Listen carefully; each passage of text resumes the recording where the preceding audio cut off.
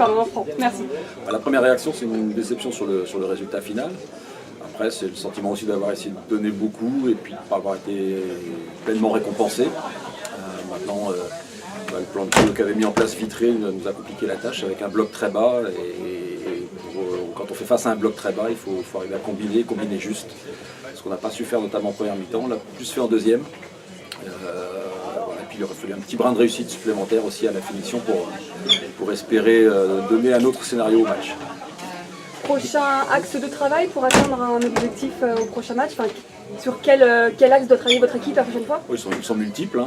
Je viens d'en donner un, c'est quand on a à faire un bloc bas, il faut être dans la disponibilité, être plus juste, se montrer dans les intervalles. Ce qui nous manque sur ces situations-là aussi, c'est des courses qui coupent les lignes adverses. On a vu nous deux en fin de match qui nous ont donné des occasions, ce qu'on n'a pas fait en première mi-temps. Voilà, quand on touchait un joueur du secteur offensif, il n'y avait pas la course d'accompagnement qui éliminait la ligne du milieu, notamment adverse. Et ça nous a manqué. Et un peu de justesse sur les petits périmètres de jeu quand la densité adverse est présente.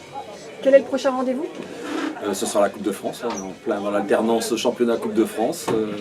L'avantage c'est qu'on n'a pas beaucoup à se déplacer, soit on recevait Vitré, on ira à Noyal le week-end prochain, puis à Rennes.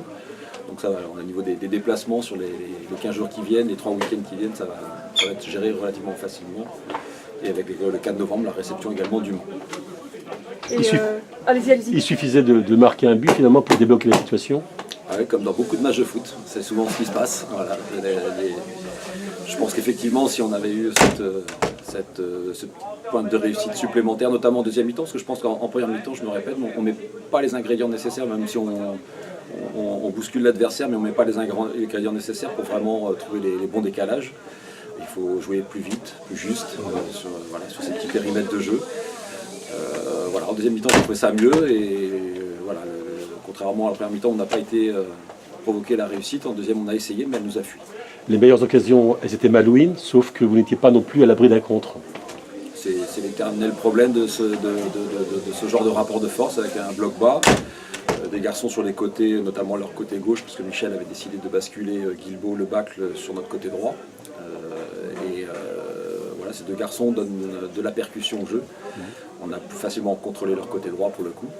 Mais sur la durée du match, même ce secteur-là, chez eux, c'est estompé aussi parce que sur la dimension athlétique, ils ont du mal à suivre le rythme qu'on a posé.